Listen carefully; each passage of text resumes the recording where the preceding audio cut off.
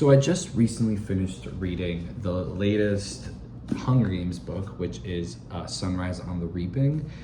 This came out a couple months ago, and I loved it. It reignited my love for this world that Suzanne Collins has created. So I'm just gonna go ahead and rank all of the Hunger Games books from my least favorite to my favorite. I love all of them, but I do have some that I like more than others. The thing is that I also really love the movies. As soon as I finished reading this, I actually binged all of the movies that are available right now because I love them. They're really great. I think they adapted those books perfectly, and so I think they both exist. It's like this harmonious thing where the book and the movie exists in the same sort of balance and universe because we all agree that they're both great. So that's always really fortunate. And I think after I rank the books themselves now, later on in the video you can skip around, but I'm probably gonna go ahead and rank the movies as well. Okay, so my least favorite book out of the whole series is actually Mockingjay, which is the third and final book in the original trilogy.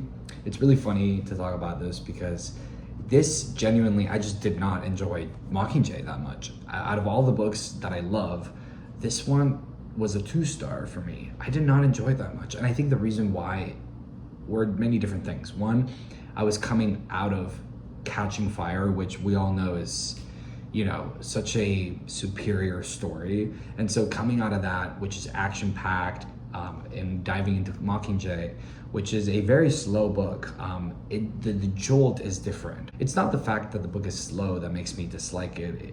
It's not that at all. I think the slow progression is necessary for what's going on in the story. I think it's just a little unfortunate that it gets chopped up and it ends up being sort of like the beginning of this book, and sort of the whole buildup is literally this rebellion, but it's very much about planning. And in the book, it is just a little too repetitive and a little bit just too slow. I think especially because this is the final book, like you're really expecting to really delve deep, and the other books delve deep enough, but this one sort of doesn't jump yet. And that's because Suzanne Collins is like really good at just making things feel really realistic. That's something that I've noticed just overall in the franchise, in the story, in the narrative of all the books. She focuses not on what is most satisfying usually, but mostly what is realistic, which I think is really smart. Suzanne Collins is able to capture realistic turnout of events that work out for the better, or even not for the better, but just feel realistic, and they have emotional weight. And I think that's what makes these stories feel so real, and what makes us connect with these characters so much is because it literally feels like their lives are at stake, because most of the time they are. But I think that I admire that about her. It's just that this book in itself, I think, was too slow and then too sad. So like the pairing of that just made it for a read that I don't want to revisit. I'll talk about more about the movies later on in the video, but I do think that the movies are able to tackle that a little bit better in a cinematic way. They're very exciting movies as opposed to the book, but I think the book has the essence that it needs to. It is just, unfortunately, out of all the books, my least favorite one, and it's really the only one that I wouldn't probably pick up again. Okay, the next book is actually funny because I actually really like this book. The other 3 books are just a little bit more superior to this one, but it is gonna be The Hunger Games, which is the first book, the thing that started it all. What's funny about this book is that it obviously started it all, but it began as a very sort of experimental thing, and the book works completely. It is really good. It is really beautiful. I was really having a hard time putting it so low because it is phenomenal, and obviously it begins everything. So there would be nothing without this book. I think I'm just personally very sort of like, I already know the story so well of the first book. When I was a kid and the first movie came out, I devoured that movie over and over again. I think my brain just got so used to the plot of the first book / movie that I sort of got tired of it. But that's not the only reason. I do think that out of all the books, this one is also just sort of the grounding work for what's to come. It's really cool to see the Capitol at the state it's at in the moment. It's some sort of regular Hunger Games this time, so it's something you can sort of digest in a more direct way. But I did give it 4 stars, so it doesn't really, it hasn't really reached that level of the other ones that I felt gave me much more But again, it is what started the world, and it is a really fun read. I do think that going back through it, like reading back through it, it does feel like the writing, obviously Suzanne Collins' writing expanded and grew so much. This was published in 2008. And so you think back on that, and just the fact that she had this idea to the point where it worked out so perfectly is phenomenal. In 2008, it's phenomenal. But yeah, the writing does improve later on, and so I think that also adds to the fact that the other ones are a little bit just more polished. My number 3 spot, which is sort of like the middle ground one, would be Sunrise on the Reaping, which is the one that just came out. This, on the other hand, is not part of the original trilogy. This is a prequel, which takes place about 25, 24 years before the original trilogy, and it's about Haymitch and when he was a teenager and what his games were like and what his period of time during the games were like. And it is a really good book. I do think that it does have a lot of nostalgia factors that a lot of people have been sort of criticizing, I guess, because, you know, Suzanne Collins includes a lot of characters from the books we know from the original trilogy here, and we get to see a lot of their backstories. Beetee, Wiress, Effie, literally Beetee, Mags, yeah, all these characters that we get to see. Even Maisley, like just the idea that all these little minor characters, you can tell that it is very, very, very well curated. Haymitch was a really interesting character. I really enjoyed Maisley as a character. I really enjoyed Drusilla. I really enjoyed getting to see different characters. Plutarch was definitely a standout for me in this book because to me, he felt like the most intriguing character. Just overall, I was very intrigued. Anytime he showed up, I was just like, Plutarch. Like, it's interesting to sort of see his thoughts, the things he's saying before things go crazy in the final book of the trilogy. I think the games themselves in this book were amazing. They were gruesome and scary and brutal. I would say up there with the Catching Fire games. Like, they're both sort of in the same like brutal tone, brutal things going on. The deaths were very surprisingly gruesome. There was just a lot of like sort of this remembrance of the Hunger Games, and let's remember what this is really like, what's really going on here in this horrible tyranny. And I don't know, it is just such an interesting take on sort of the in-between and what's going on. It is still a 4-star for me. It wasn't like the next two that were perfect for me. This one to me felt a little bit more on the same vein as Hunger Games, as the original book, because you're exploring this world with this character who's coming from basically the same place. And obviously the thing I like the most about this is that you really see the similarities between Haymitch and Katniss and see how they both are, you know, so like each other, and you understand why they ended up working really well eventually for the rebellion. So yeah, it kind of feels like in the same vein. I do think also the pacing was perfect. There was a lot of still, you know, things going on before the games, but nothing really felt, to me, nothing really felt drawn out. I loved going to the Heavensbee mansion. That was really interesting. The reason why I'm talking about it a little bit more, I think, is because I just finished it yesterday, so I have it very fresh, obviously. But yeah, this one was great. It's still middle of the road. I think it's still sort of like in the in-between. It's all right. Like, it's a very good story. I do think that out of all of the books, this one might just be the least memorable. In retrospect, I think this book is the one you could dismiss the easiest, because compared to the prequel, which is it has a lot of weight to it, and compared to obviously the original trilogy, which is basically the rebellion. It's not basically, it's literally the rebellion. So it's literally the end of everything. This one is just sort of in between. There's nothing that gets resolved, quote unquote, in this book in terms of narrative arc. You're just kind of getting the glimpse of Haymitch's story. So in a way, it's very brutal too, because the ending of this book, I think the ending of this one was the only ending out of all of them that actually made me cry, just because I did feel for Haymitch so heavily, and then it just kind of rips you a little bit at the end, and you feel really sad for him. And so that is a big thing that it does. But yeah, definitely not my favorite, but still really good. Number 2 spot is Catching Fire. We all love Catching Fire. I remember vividly being a youngin', and back in the day when these were like the book came out and then the movie came out. When the movie came out, it was like a huge event. I do remember that a lot. As a 10-year-old, I was having fun, you know, like I loved watching the movies, and I loved reading the books, and I loved enjoying just the merch, everything that came out. Everything was so interesting back then when this movie came out, and it deserves to be really popular because there's crack in here. There's crack in here and in the movie as well. I think that there's something special about this specific storyline in Catching Fire, because it's not only the book but the movie. Like, people are obsessed with that movie too. It is a really good story. This is the second book in the trilogy of the original trilogy, and it's surprisingly like one of the best. People put them in their lists of one of the best like sequels ever.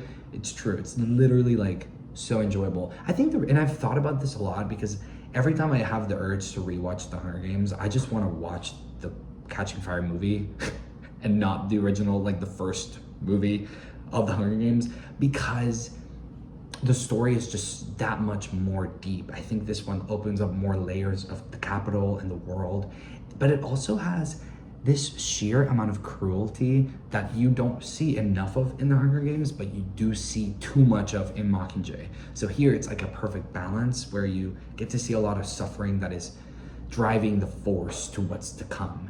I also always forget that this is the book where the rebellion really like begins at the end, and you don't even know that's happening until the book ends. It's really weird. It's a really weird thing.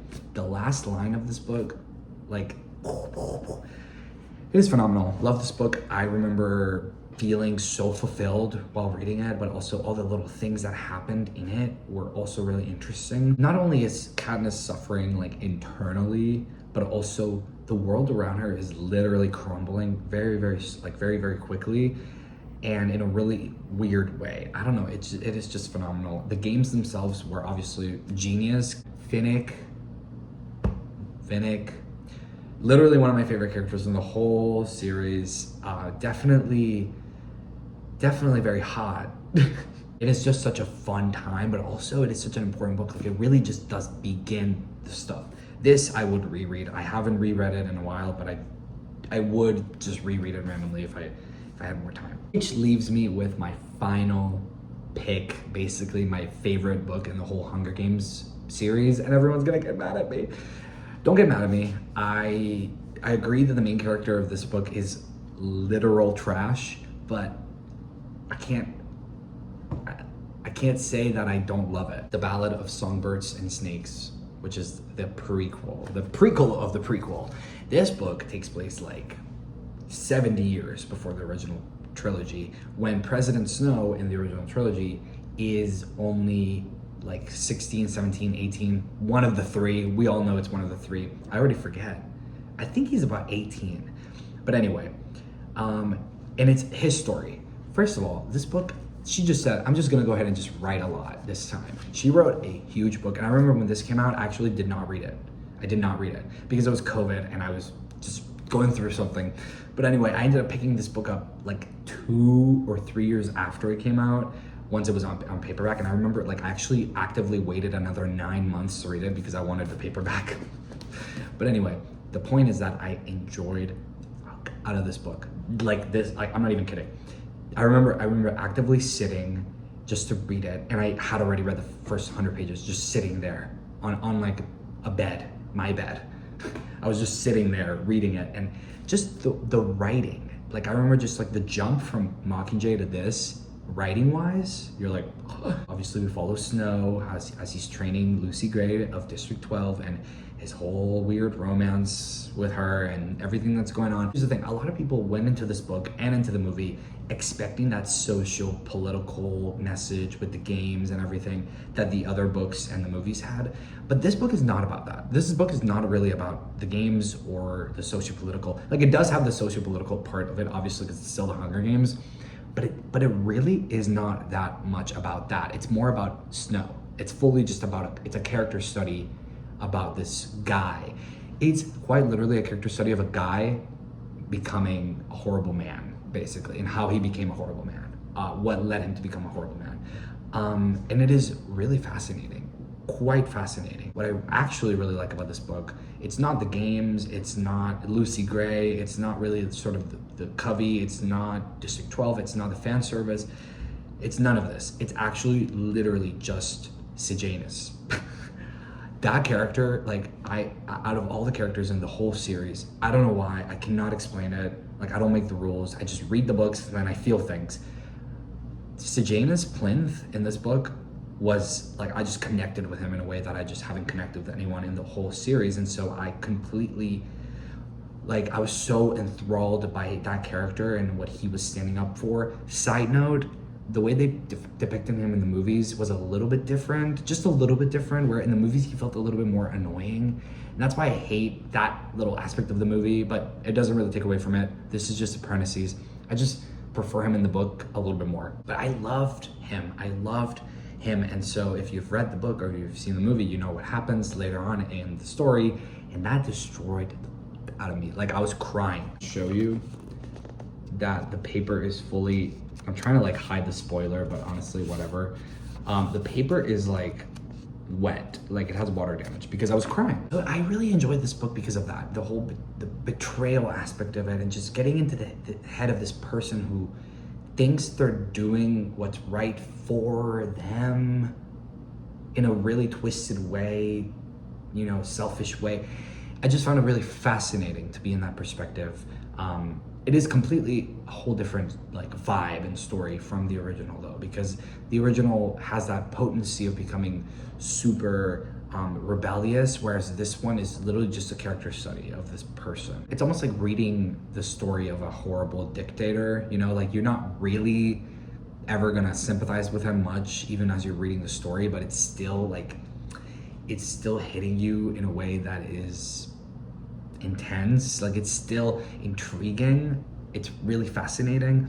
I think it also has to do with the fact that she wrote phenomenal in this book as well. Obviously in Sunrise on the Reaping, she did great too. It's phenomenal. Like, her writing is beautiful, but there's something about this book that I don't know what she did. Maybe it was COVID. I don't know what it was. It just completely, like, this is just a phenomenal book. And I think out of all of them, this is just my favorite, just because of that drive and my love for Sejanus and just everything going on. Still love Finnick though. Finnick is like, just thinking about it makes me excited. So that was my ranking of all of the books from my least favorite to my favorite.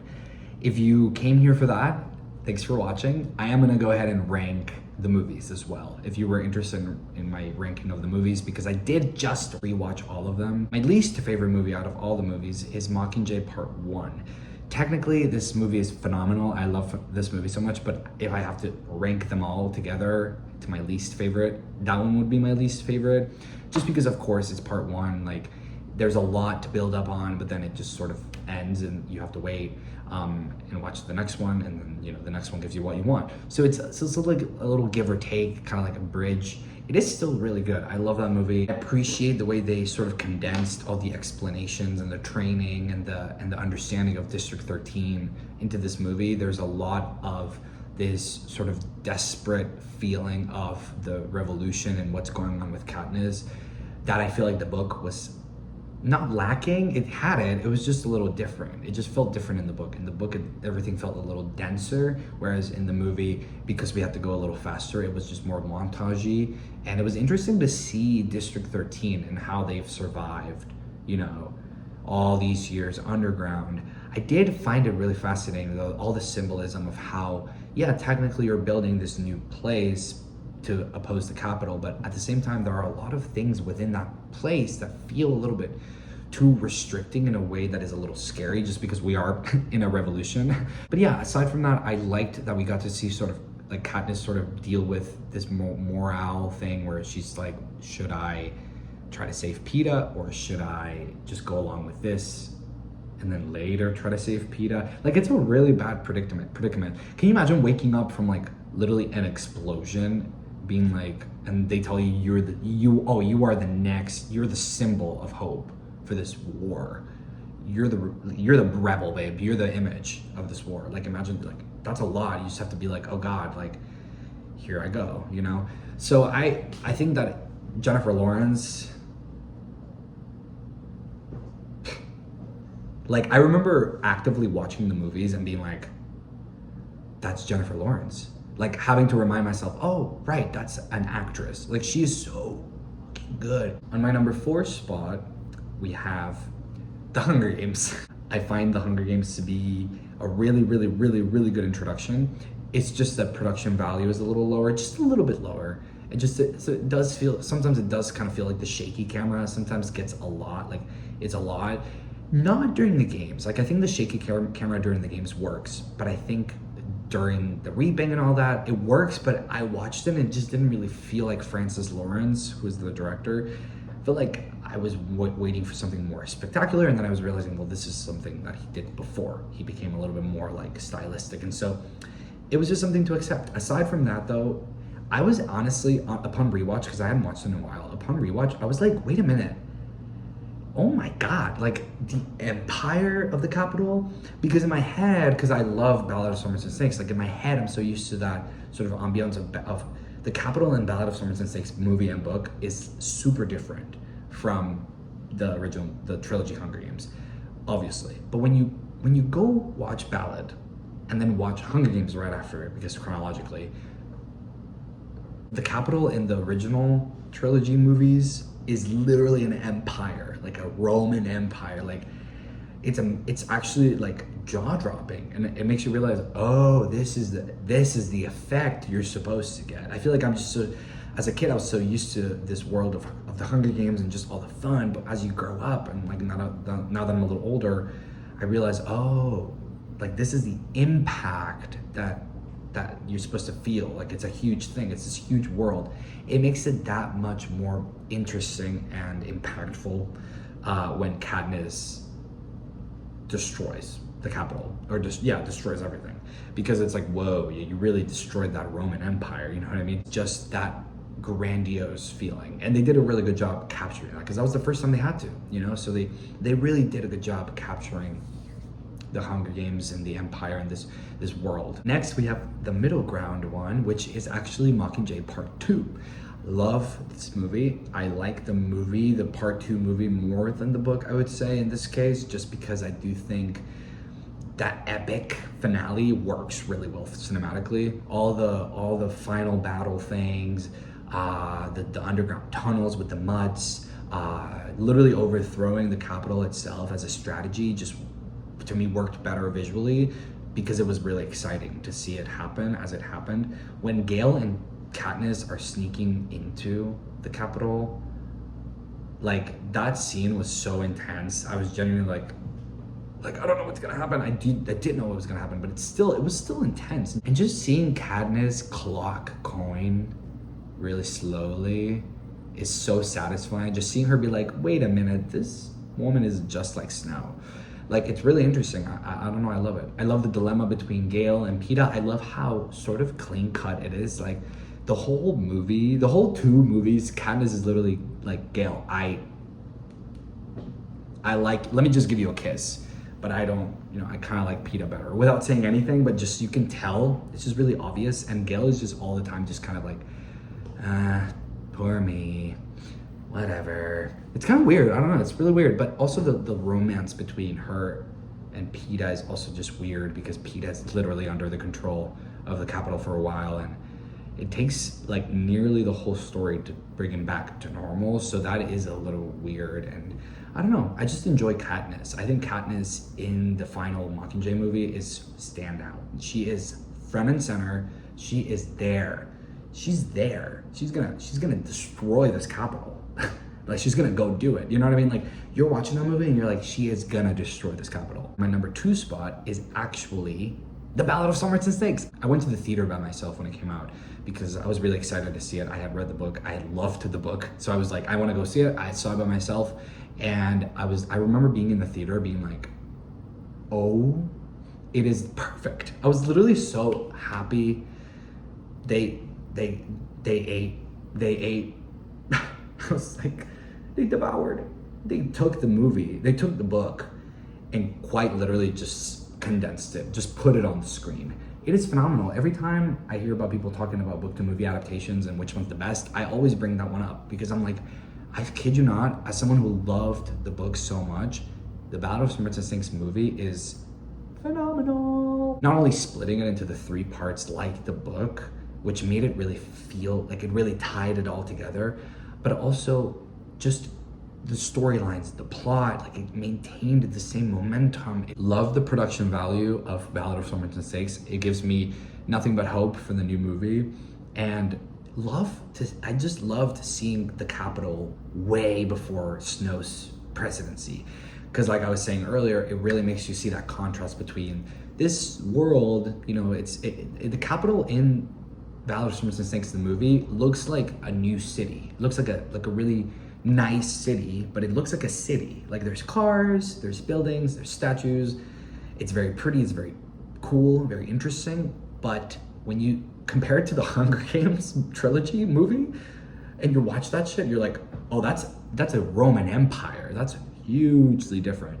So it's really, really cool to see how Snow lived and like what his life was like, and what not only what his life was like, but what his environment was like, his classmates, everything, you know, everything that makes you really think.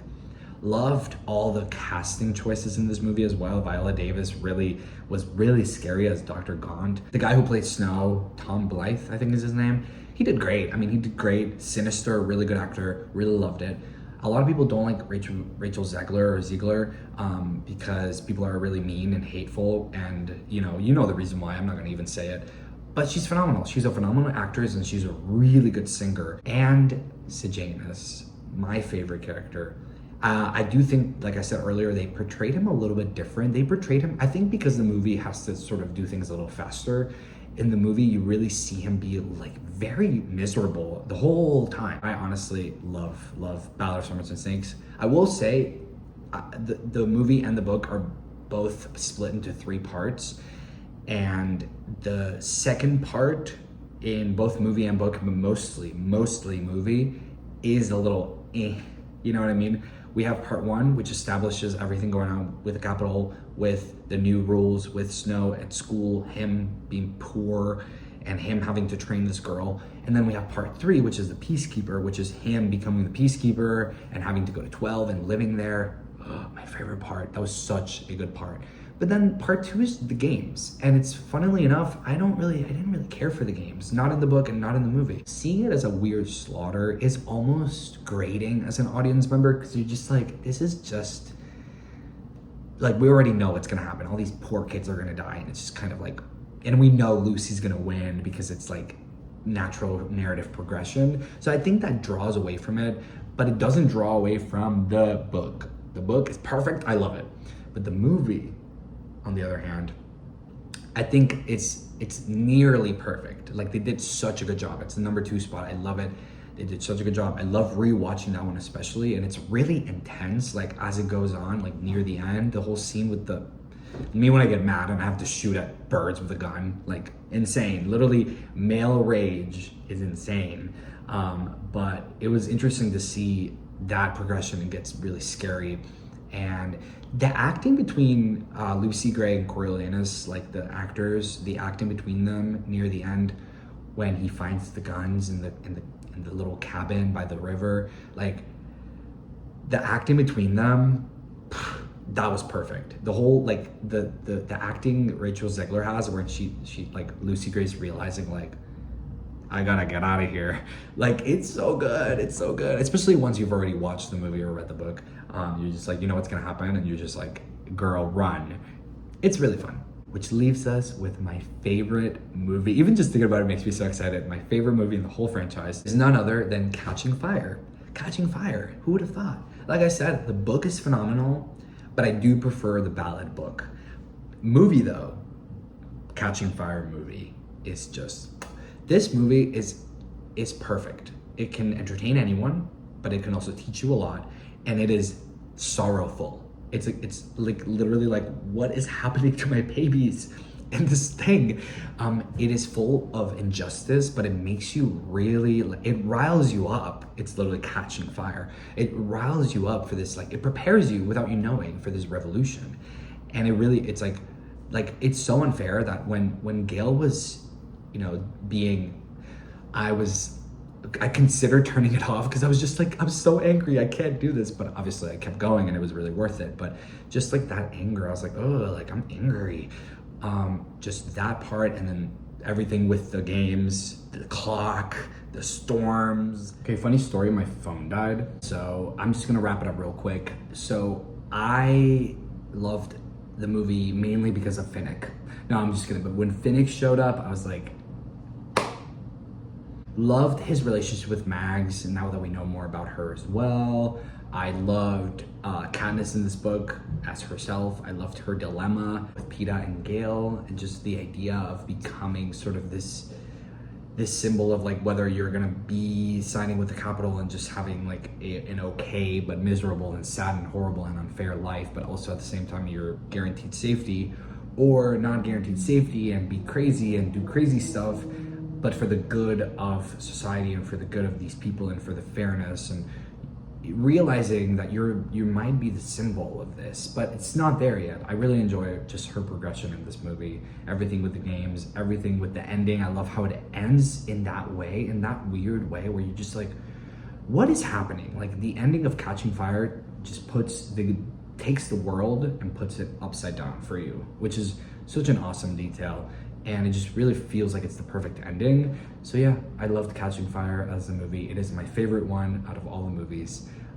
And I would recommend watching it if you want to have something exciting, a little frustrating, but socio-political and just really, really good acting, really good everything. That one's a great one too. Anyway, that's the end of my video. I'm gonna go charge my phone because it's genuinely dying still. But let me know which one's your favorite Hunger Games book / Hunger Games movie. Which one do you like better? Which one do you like least? I still love all of them. And I put them away already, but I have these 3 right here. I still love the books. I remember when they were only 3 and now there's 5, and that's okay by me. I would love if Suzanne Collins writes a POV of what happened to Lucy Gray. So anyway, that is it. Thanks so much for watching, and I'll see you guys later.